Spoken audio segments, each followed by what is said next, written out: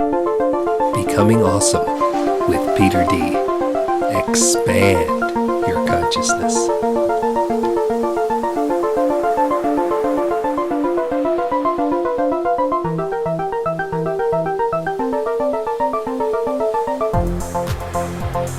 Welcome to Becoming Awesome. I'm Peter D. We've got a very exciting interview today with Greg Joseph. Greg's been a friend of mine for a long time and an amazing healer. I think you're going to really enjoy hearing a lot about what he does and how he helps people. And it's a different approach to really find that inner core and let it blossom in you and find health and wholeness and wellness and prosperity. Now, before we get into this, please remember we're in the age of YouTube, the age of Facebook. It's real important that you help that computer algorithm. Push the like button, push the subscribe button, push the follow button. Go ahead and share this video or audio. That'll help other people learn about becoming awesome. Help direct the computer to send this message to more people. You know, let's build a lot of momentum up for the golden age. So thank you for your liking and subscribing. Now, Greg Joseph is an internationally acclaimed intuitive healer, workshop, and seminar leader. He's traveled around the globe to heal people of incurable diseases and many disabling physical, emotional, and mental conditions. He has facilitated learning for international dignitaries, physicians, celebrities, and people just like you and me. In his travels around the world, Greg has sat at the feet of masters, learning thousands-year-old ancient time-tested wisdom, as well as new proven technologies that benefit the human condition for everyone who's ready to start becoming awesome, coming into the new level, living in 5D. Greg has devoted his knowledge and natural gifts to help those find their natural talents. Greg loves the phrase, do what you love, and you will never work another day in your life. So it's my honor to introduce Greg Joseph. How you doing, Greg? I'm great, Peter. Really good to be here. Thank you. Good. I'm so glad that you're here with us today. So why don't we start off with just a minute or two where you tell me about yourself? Sure. Well, Peter, most people would have thought I'd been in the restaurant business being Greek, and my father owned a restaurant. And I did work there for a while, but it was when he had his basement remodeled that I met a carpenter, a master carpenter who had learned his trade in a concentration camp where his life depended on perfection. And I had the extreme good fortune to learn from him. He never let me do carpentry because he was a perfectionist.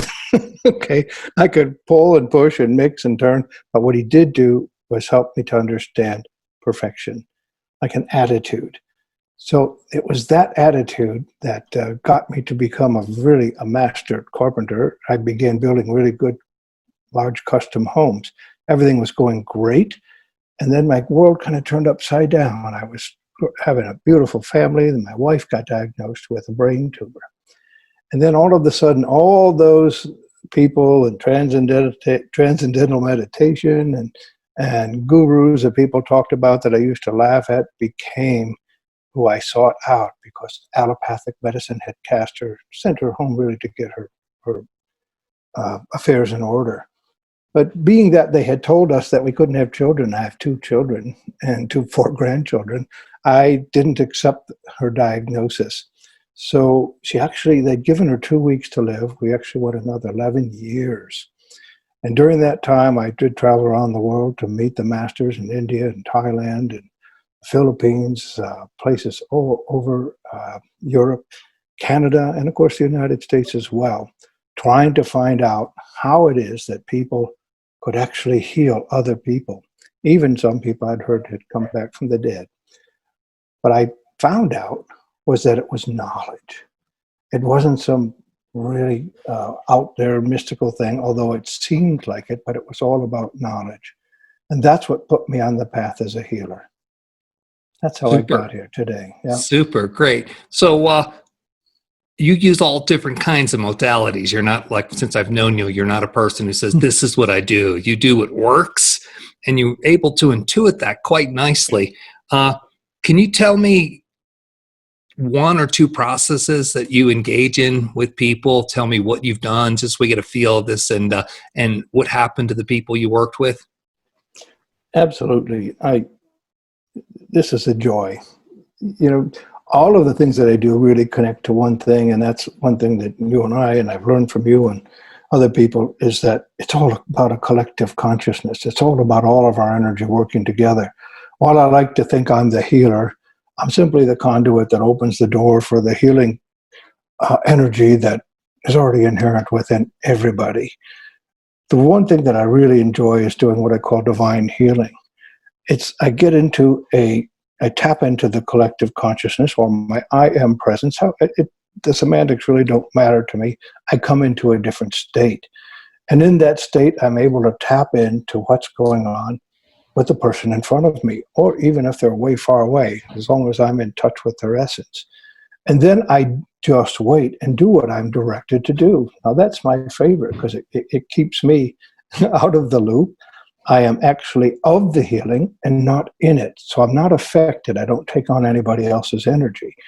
I like this one the best because it is in essence, it is their higher self guiding their higher self to give them consciously whatever it is that they're needing to heal. So tell me a story. Don't name names, but tell me somebody, or name names. So go ahead. Just tell me somebody you've worked with and what was their problem and how this process unfolded for their healing. Oh, absolutely. One was a woman I worked with who had another woman. She'd been sent home to get her affairs in order. She had advanced stages of breast cancer. The first time she came in, I worked with her in this way. Her husband carried her in the room. And I saw that she had given up hope, and that was the issue. That was actually the issue that had allowed her to fall into this abysmal place called called cancer. And I worked with her on this hope, and I worked with her on the energies in her body. How did you do that? Get a little specific. Sure. Okay, specifically, I noticed that I'm very visual. We each have certain gifts. Some are visual, kinesthetic, some are feeling, some people just know. I happen to be very visual. So I saw immediately that her energy field just looked like complete confusion. So I started working just simply with her 7 chakras, and I just started bringing them back into alignment. Now, the way I did that, it's a simple thing. You can all learn it. You simply allow yourself not to think, but just to feel, or just to know, or to sense. Keep your attention there. And keep your attention, here's how it really starts. I make that person like a deity on the table. So I treat them like a Jesus or a Buddha or somebody like that. So I have a tremendous humbleness going on, that I'm not doing this for them. I am opening the door for them. That makes a big difference. That way I'm not vested in the outcome. I'm only doing what I need to do. And that frees me to do whatever I need to do. So in this case, what did you do? You balanced her chakras, and then? Yeah, I balanced her chakras. And as soon as they became balanced, I saw this light appear in her eyes. And then I got her to remember when she was really well, when things were going fabulous, and she was doing all of the things that she wanted to do. She came back again. We did the same thing again. I noticed that things had gotten out of balance again because her thoughts were digressing between the time that we met. I balanced her chakras again. Then we went into, I did what's called, it's like a very light kind of massage. But what it did is it put me in touch with where she was storing negative, I would call them just negative thought forms around her body. She might say she had a stiff neck or something. Well, she'd say, oh, this was a pain in the neck. I began working with her didactically and changing her vocabulary. So she wouldn't say things like, I'm sick of this. I coach her to say things like, I'm well of this. Okay? I'm well of this. Let me say it right now. I'm well of this. Yeah. Now you see how that triple hit, it hits you right away, doesn't it? It's like it's a command, it's a verb, and it's directing your unconscious mind to then begin working on making yourself well. So for example, she might say, she said this a lot at the beginning, she'd say, oh, why am I so sick? That's the wrong question. The right question is, what can I do to get well? And it starts your brain working in that direction. So I was working on the communication between her unconscious mind and her conscious mind to get them aligned. Sweet, sweet. So this is interesting to me because it'll probably air right after your interview. So the following week, I'm interviewing a woman who wrote a book on, she calls it quantum languaging, and the power of saying things the way that, you got to turn in the interview because I'm just learning. I read the book and I'm blown away. Now I'm hearing you. It's like 2 weeks in a row. I read the book and now I'm hearing you say, oh, let me speak to my wellness instead of speaking to my illness. It's a whole different mindset. Now I want to just probe this a little deeper because it sounds like, well, this is all frou-frou nothing. You balance your chakras and you said to change your different words. Tell me on the energetic level, what's going on with a person when they're in the process with you, when they're doing these things? What's energetically taking place? Energetically, what this does fairly quickly when we start working with the energy of the body, brain tends to shut down and relax. There's I don't know if it's something that's called I want to be fixed, which in this case helps because they're totally surrendering. This is what's happening. They come into this place of surrender. See, we're holding on to these thoughts as though they're real. We then defend and justify our position in life, which then sets that up. It's called an implant, and it creates it to happen in the future. So we want to interrupt all of that kind of thinking. So when they start going into this place of surrender, I can see by watching them that when they start to think again, they start to tense up again. And I'll just direct them, no thinking. Get back into your heart. Don't stop thinking. It's not going to do you any good. Those thinking processes are attached to, they come from all these synapse firings, and they create these stories in your entire body. And if you access these from the past, you are accessing it and bringing it to the present. So what I do in that point is to say, okay, you need to release all emotional attachments from all people, places, and things. And I can actually see this in the second chakra, where there's tubes of energy go out to other people or events or things, and we just bring those in. I coax those back in so that chakra is back into place. Nice. Bringing your energy to yourself instead of bringing your energy just to be drained and depleted. Yes. See, we so many people really want to help other people. And we've got to be careful about this because it's called giving away your power. So I say, it's as simple as this. I trusted that person. I would say, why in the world did you do that? And it's, what do you mean? We're supposed to trust, How can we get along in life without trusting people? Well, I'll tell you. Here's my take on trust, for example. I don't trust the chair I'm sitting in. I don't trust the sky outside or the trees or the wind. I don't trust floors or ceiling, especially because I've been in construction. I've fallen through them. It's like, I don't trust them. Everybody's doing this to a certain degree. When you walk into a building, you see other people there. You see the floor is flat. It's not shaking. So let me probe you. Let me probe you just a little bit here, because if I'm understanding what you're saying, and that's the big if I'm understanding what you're saying, then, trust can be a matter of giving your power away, but trust can be also a matter of creating your power. If I walk into a situation where I am certain I am well, this floor is strong, this house is good, then I'm going to have the good experience because that's the certainty of what I'm holding. Is that a correct interpretation? Exactly. And here's the caveat. See, you are trusting yourself about those things. You're not trusting those things. That's the difference. Okay, that's important to know. I'm trusting myself. I'm just saying that for everybody can hear this again. I'm trusting myself about my external world as opposed to trusting my external world about me. Yeah, exactly. Great.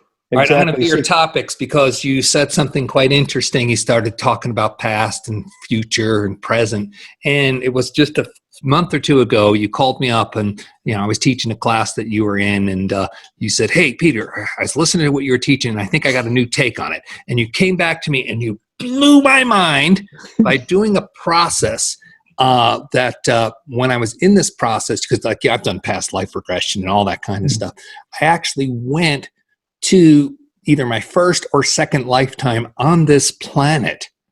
and could identify a certain pattern and set of fear that I created back then and see all the lifetimes I've had it since then, just repeat, repeat, repeat. You want to tell people about this process of bending time and space to heal things? Mm. Do you even have a name for it yet? Yeah, go ahead. Do you even have a name for it yet? Not really. Okay, just tell us about the process. Yeah, it's basically, it has some NLP in it. It has this divine healing. It has all these different modalities, which happens to, well, for me, things just kind of mesh together. And I got onto this thing that says you've got to separate yourself from the anchors that hold you in the past, from these traumatic experiences. So you've got to be able to become the ultimate observer and look at it. Now, in order to do this, our imagination is key in this whole process. So I'll have you to go up into to above what you would call your life below, and you're looking at your life below you. And you're looking at the present moment. And then I have you can identify where your past and present are coming from. You can see where your thoughts are coming from. I ask you to go back into the past to the very first time you experienced a certain emotion. First, I'm going too fast. We extract the emotion, okay? Now, this is what's important. These emotions travel over time. We go into a place of no time. So it isn't that something happened in the past and we left it there. It's with you in the present. There's no time factor involved. So that's why you said just a minute ago really, really well. It's like if you're thinking about the past or you're thinking about what's not working, that's what you're going to have. You're bringing actually that past right into the present. So we want to disassociate from what keeps you going into the past, and that's emotion. We have a traumatic event, and we get tied to it. Then we act on that event, like we have a series of relationships. Let's go right into end badly. Let's go in. I don't want to go too much into the details because we're not actually taking people through the process. Go to the part where you go above time and space and see where it got planted. And what do you do there? Okay. You go back time and space. You see where that got planted. Then you go before that event, and you start coming through this event, erasing. You say, for example, you might say, how would I do this? Let me think of a good example. So you'd say, all right, this is my first time that I experienced abject fear. And you might go back into your past and see you were in a war somewhere and somebody was chasing you. You go before that event and you release the fear then, and then release the fear all the way through your life, all the way into the present. It sounds ridiculously simple, and your brain's going, yeah, but that's not going to work. It was ridiculously simple because it did work. I can tell you that. And that's why I liked it. Yeah, and that's one of the reasons why it came up when I was talking with you, because you're always telling me, keep it simple, keep it simple. And so I tried to do that, and it worked. So because once you release that, you stop justifying and defending your behavior, which is the behavior that creates it to happen again. Right. Okay. And then people don't recognize you. They're like, people have been telling me, oh, you're softer, you're easier, you're this, you're that. And I'm like, yes, I am. Thank you. Yeah, people stop recognizing you. Yeah. The idea is to say, thank you, I know, rather than say, oh, yeah, I couldn't do this. Or I always do this, or I always do that. Yeah, that's me. Those are statements that tend to hurt you and bring you down. They lower your frequency. Now, remember, in healing, everything has a frequency. All pathogens have a frequency, and they're typically lower than the frequencies of the realm that we're dealing with. And it's in science, so just science, high frequencies trump low frequencies every time. So when we can release these low energy thoughts, these low energy traumatic events, our frequencies naturally raise and health begins to happen. Nice. So This is a time of great transition. Lots of people around us are going through their processes, and some of them it's quite a struggle because they've never had to address them. They've never looked in the mirror in this way before. For folks, I'm hoping many of the folks listening to this, we've already started to deal with some of that stuff. Things are going pretty well. And I'm seeing that a lot. I'm seeing lots of people who are going through this COVID crisis. They're more relaxed. They're making more money. They're less stressed. It's just like because their energy, they're at that frequency level you're talking about. But I want to give hope. I want to give hope to the people that are just discovering that they have this potential within and they don't have to be brushed away with the tides of the times. Can you just tell me 2 or 3 very succinct things? A person came to you with this ailment, boom, they got healed. Just let people know the range of what can be healed. Boy, there was a little boy, this will talk to you about hope. He had degenerative bone disease. His bones were already 44% gone by the x-rays. Having talked with him just for a few minutes, he was very sad. He was sad that he couldn't play with his friends. He wasn't sad that he could die. See, that was more important to him. 6-year-old. If I could have taken off my arm and given it to him, I would have done it. He was so sweet. He was just too beautiful. And I had a bag of essential oils, one of the things I work with. And he said, "What are those?" And I said, "Well, they're oils." And he said, "What do you do with them?" And I said, "Well, you put them on or you smell them."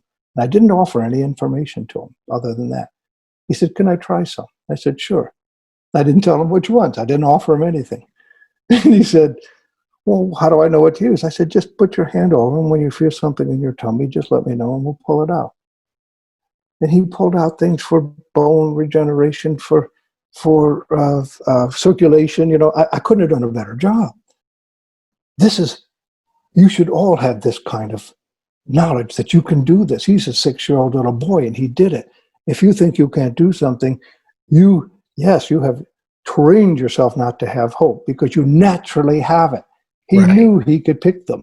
Do you see? So what happened? He used the oils and what happened? Well, he's a little kid, so I have to be very careful. So I put the oils on my hands. I put them on I just held the bottom of his feet.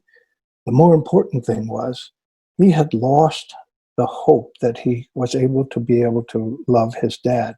His dad wanted him to be a man. He kept trying to get him to shoot little animals. And every time he did, took a little bit out of him. Hence, he was literally dying. He was killing himself because he couldn't kill the animals. When we got done with this, he said, "Do you mean to tell me," because he felt better instantly with these oils. He said, "Do you mean to tell me that all I have to do is pay attention to my stomach and I know what to do?" I said, "Yeah." Trust your gut, huh? Yeah. I said, "Yeah, that's," and I was trained too, you have more cells in your solar plexus than any other place in your body at any given moment. And every bit of knowledge is in every cell of your body. You look at a little kid and he says, "I know," and he points to his stomach. He doesn't say, "I know," and point to his head. So intuitively, he knew what to ask. You talk about, should you have hope? Absolutely. Look at this little kid. Nobody taught him. Hope that you should know all of these things. Yeah, it exists within you already. So how did it turn out with the degenerative bone disease? Oh, I saw this little boy 10 years later. And I became friends with his parents because 2 weeks later when he went to the doctors to have his hips measured so they could put new hips in, he didn't need the operations. His bones had grown back 88%. Wow, in 2 weeks. Yeah. So I asked his mother, I said, I saw him 10 years later. And they said, "Do you want to see him?" And I said, "Sure." And they all started laughing. And I said, "Why are you laughing?" They said, "You see that big bruiser out there bigger than you outside mowing the lawn?" I go, "Yeah." He goes, "That's him." No operations, no further diagnosis like that. He had just been given they did just give him a diagnosis that he was 99% healed. Wow. So this is the message I want everybody listening to this to get. And that's why I'm so happy you agreed to speak with us today, Greg, is that healing's within you. And I know people are going to want to contact you because, you're going to help them facilitate healing within, because a lot of us don't believe we have this yet until we get used to it. It's nice to have somebody, put some oil on their feet. So let's see, your website is gregoryjosephhealer.com. Is that correct? Yes, it is. The best way to reach me, probably just send me an email at greg@gregjoseph.com. Right. And I'll put those in links below so everybody can reach for that. All right. Because we want to, you're a great carrier of hope. Now let's continue on with some, rather than examples, continue on with just a brief nutshell. What's some fundamental understandings that a person can have to be able to access all the healing power within themselves? If you had, like, you were teaching a 6-year-old, one, you taught him to trust his gut. Discernment, so important. I did a whole podcast where I talked about discernment techniques. So what else do you have for people to help them learn that they are this awesome being? First of all, you think about, did somebody make a mistake when you were born? Or are you perfect just the way you are? Right. God makes trash and I'm it, right? Yeah, exactly. So understand that you're a perfect expression of God in this universe. And I use God as not a bearded guy in the sky that just send your money through to the church, I use God as an expression of the all and the everything, okay? That you are a perfect expression of this creation. And as a perfect expression, you are you're born. Think of it. If you were to be ill all of your life, most people would be born ill. But most people are born healthy. Like 99%, they're born healthy. So why on earth would you think that you're an exception to this? Now, are there exceptions? Yes. Some people have some karmic dispositions they need to handle from a previous life or something. Or, I'm going to tell you this, because we make assessments about things, we judge them and we criticize them, we justify them. I thought my wife just died after 11 years. I found out from a woman in Thailand after she had passed that she had come into this world to get that tumor to take me from macho twit builder to intuitive healer. Wow, what a gift, huh? Yeah. And that was her purpose in life. When I actually mentioned to her that I was no longer in construction, that I'm only doing this healing work, she left the next day. Wow. Now, I didn't put that all together till I met this gal in Thailand who told me the story, who couldn't even speak English and knew the whole story. Now, think about what I just said. She's in Thailand, can't speak English, and knew the whole story. What could you possibly know? I know, the knowledge is right there for us. That's why I'm so excited about doing these podcasts, to help people get the idea that this is within us. So please spread that message, direct other people to like, share, subscribe, or follow. Just let them know, or just when you're talking with people, just keep remembering your language, keep talking about the positive, and keep reinforcing, you've got this, it's in you already, you can see what's correct. All right, let's change topics one more time, because you just got such a wealth of knowledge. There's no way I can just have a long conversation with you, because I'm a flitty kind of guy today. We're in this amazing ascension time, and all around us, it seems like the duality and the polarity is getting stronger. It seems like the forces that you might call darkness or low energy are acting out even more and more. It's getting crazier and crazier. What's happening?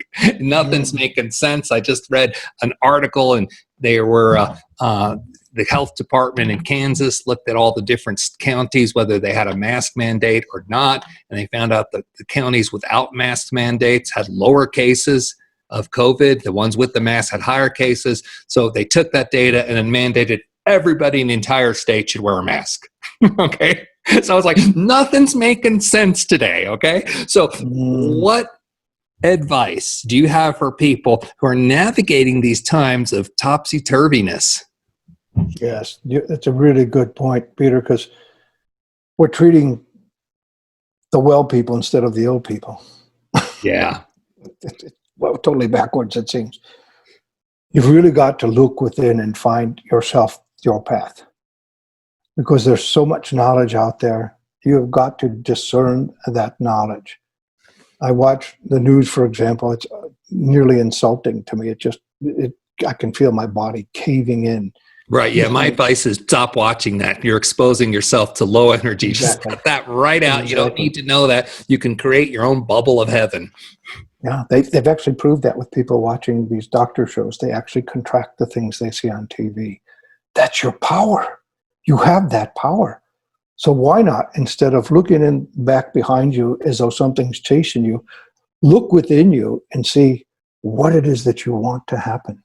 Right. I was listening to a channeled message the other day, and the channeler Cryon was saying, okay, it's not going to make any sense, but start every day with the affirmation of you're healthy and you're feeling good and you're happy, because you're giving your body permission to do that. And I understood that to mean exactly what you just said. Don't focus your energy on the negative problem. Focus your energy in your own personal space that you're doing well. Yes. Where does fear come from when you think about it? It's the unknown. Right now, we're looking at the future and saying, I don't know. Okay. We can look at the future and say, I know. I know I'm sovereign and I'm doing well. Yeah, bingo. And that's as simple as that. But what you said it struck me, my heart jumped when you said, and it's normal that such and such happens. No, we've been trained this is normal. It's not normal.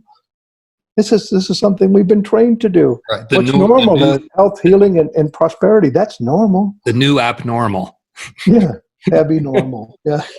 Right. So what other suggestions do you have for people other than exert your inner trust and define yourself clearly that you are in the state of power and wellness? To seek the greatness in others, no matter what they're doing. Address that only. Say more. So even if somebody comes at you blustering angry, you could say, wow, you're really vested in this. Geez, you're really focused. I admire that focus. Come over here, let's handle your anger and we'll discuss this, this issue. Like, see the greatness in everybody and understand that you and they are one.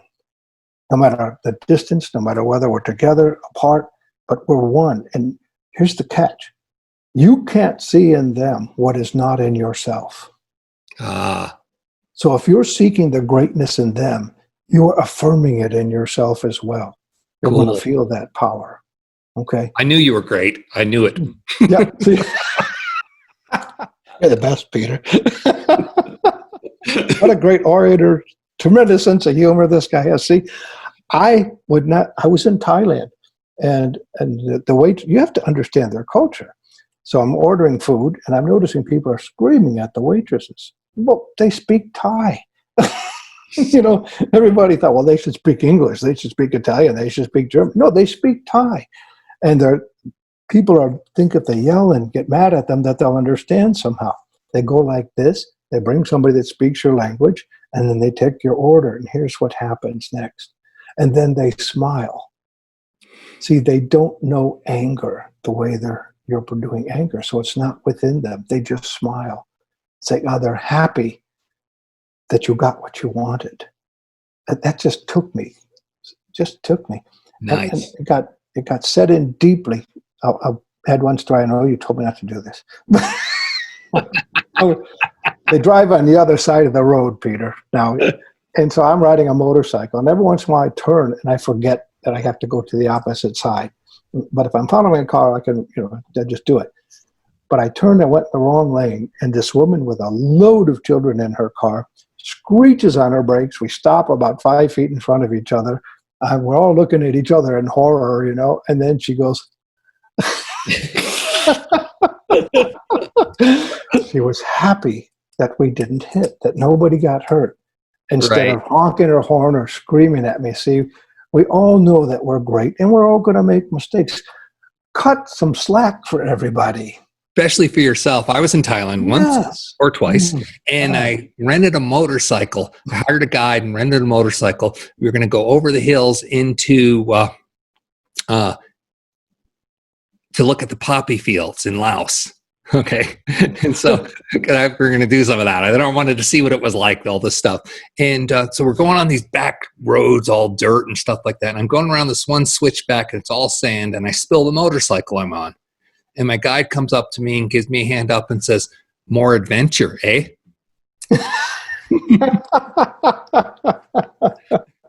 Yeah, nobody's accusing you of being dumb or not paying attention. It's like, we're all human, give each other a little slack and look for the greatness of it. And just like with my wife, they learn from whatever it is that they've allowed themselves to do in your presence. It's all for you. This is another key. Understand that every single event, every person in your life is here for you. Every Say single more one. about that. Well, somebody, we call it, they're your mirror. Okay, so I'll tell you how this works. My sister's a paraplegic. My brother-in-law couldn't handle her anymore because he's elderly. And we finally got this lift system put in to carry them, and they wouldn't use it. And I got very frustrated. And so I left. I said, I'm going to go take a little vacation. I left for the weekend. And then I asked myself, what are they trying to teach me? What's in this for me? Why am I in the middle of this? And it came to me. Here they are at the 1 yard line. They've got all the equipment they need to do whatever they want, a handicap van, a special wheelchair, lift to put her in it. Everything's beautiful. They were blessed to be able to do this, but they wouldn't use it. So I thought, oh, I see. They went through this whole journey, got right to the 1 yard line and wouldn't cross over. And I saw where I did that around my life. Ooh. I really saw, I really loved the journey. And then I go, okay, that's done. I go find someplace else and don't take the reward that I worked so hard for. And I couldn't wait to come back and tell them. Okay, so I came back and I told them, and they really don't speak like we do, Peter. So they looked at me, like, okay, he's telling us this, but the joy in their eyes was unmistakable. And the next morning I hear him asking the attendant, how do we use these lifts? And they've used them ever since. Oh, cool. See, this is, everybody is your teacher. I got to remember that. I got in a little tiff with my wife this morning, and all I was able to do was stop her and say, this is all true, but I'm not ready to deal with this now. And so I'm going to be going later this afternoon. I'll be going inside going, what is being mirrored to me here? Yeah. Now this is another point. You just did it by example. Just deal with the truth. Oh, gee, I can't deal with this right now. That's the truth in the moment. Give me a few minutes. Let people have space. That's one of the hardest things we can ask for in a relationship, is space. And most people will create a fight to get space. You don't need to do that. Say, hey, I just need a little space.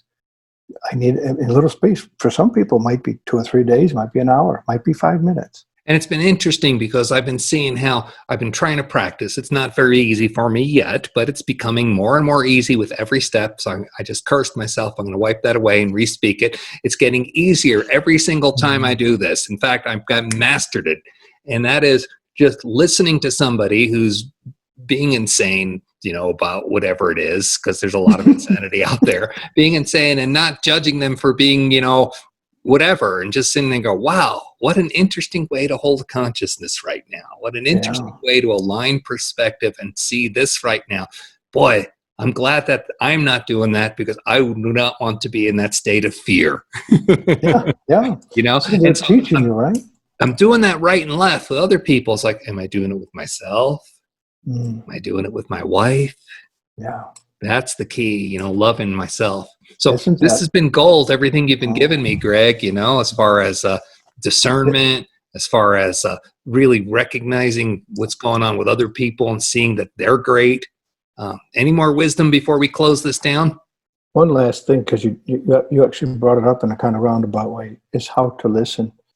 Most people listen to gain advantage, to think about what they're going to say next. Oh, yes, absolutely. You see what, or to win, Oh, I'm winning. I'm winning. I am. Instead of listening to understand, to know. So take what somebody's saying, and here's a great way to do it. Instead of looking in their eye, look in their eyes, look at their third eye, but only pay attention to your heart. It's a really cool thing. And our friend GW told me this is an algorithm for telepathy. So if you want to learn telepathy, this might help you. But you look in their third eye, and most people can't tell. If you notice, most people aren't even conscious enough to be looking at you while they're talking. Right. You look in their third eye, and you pay attention to your heart and listen to what they're saying.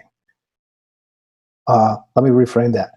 Listen to the essence of their conversation. Some people are just poor communicators, but they're really saying something beautiful. So don't shoot the messenger. Look for the message. and respond to the message. Okay, this is so key. And then just speak your truth about that message, like you did. Gee, I'm not ready for this right now. I can handle this later, but not now. See, that's just a simple truth. Who could dispute that? And it was funny Somebody too, could. because once my wife got off the path of having to remind me of my flaw at that moment, once she got that, like once she was able to let that go, and I said, okay, look, I'm pretty aware that I've got this. I will ponder it. And she goes, great, because I know you. Anything you bring awareness to, you solve. See, you just forged a beautiful relationship. I mean, we could go on, but it's like, yeah, invite people to this consciousness. We're doing it with these Power of Eight groups, finding out that we're all one. Our teacher Alexander used to call them circles of light. I didn't know the import of it then until you and GW explained to me how this actually scientifically works. I just knew it worked before.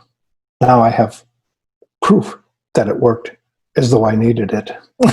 Well, great. Well, you're setting me up because I've been thinking for a couple of weeks I need to do a podcast on the nature of group consciousness, because I haven't done one to just explain how group consciousness works and all the stuff. And maybe you'll motivate me because I've got much malaise right now. I'd be happy to. Yeah, my process right now is go be outside as much as I can and then binge listen to science fiction books. Okay.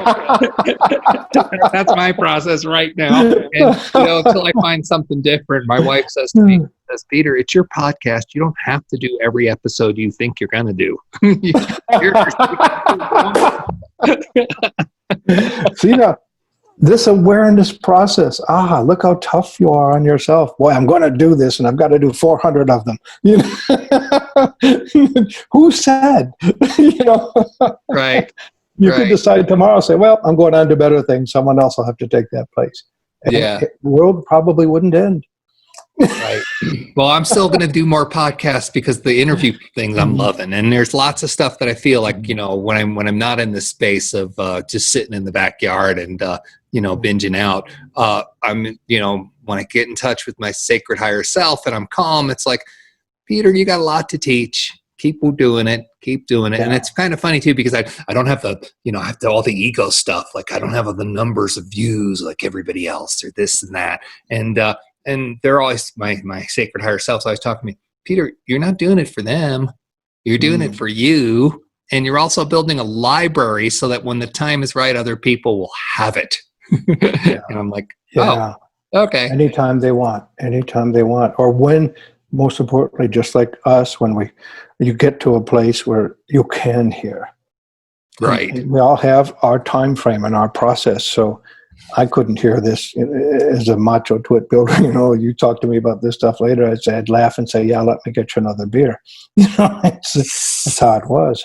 And that was my God, beer and cigarettes and driving fast cars and big heavy equipment and feeling macho about that, That was my reality then. And it has completely shifted since then. Thank you, wife. Yeah. All right. So this is Gregory Joseph. You can reach him at greg@gregjoseph.com.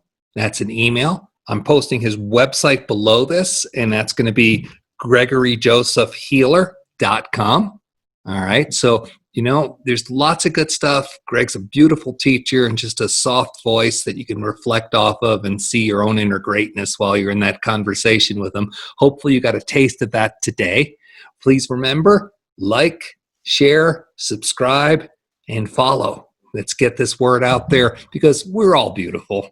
We're all becoming awesome. Thank you so much for your time. Anything you want to say goodbye, Greg? Just love yourself the hardest and the best you can. The rest will fall into place. All right. Love you all. Many blessings. Take care. Thank you. Bye-bye. Bye-bye.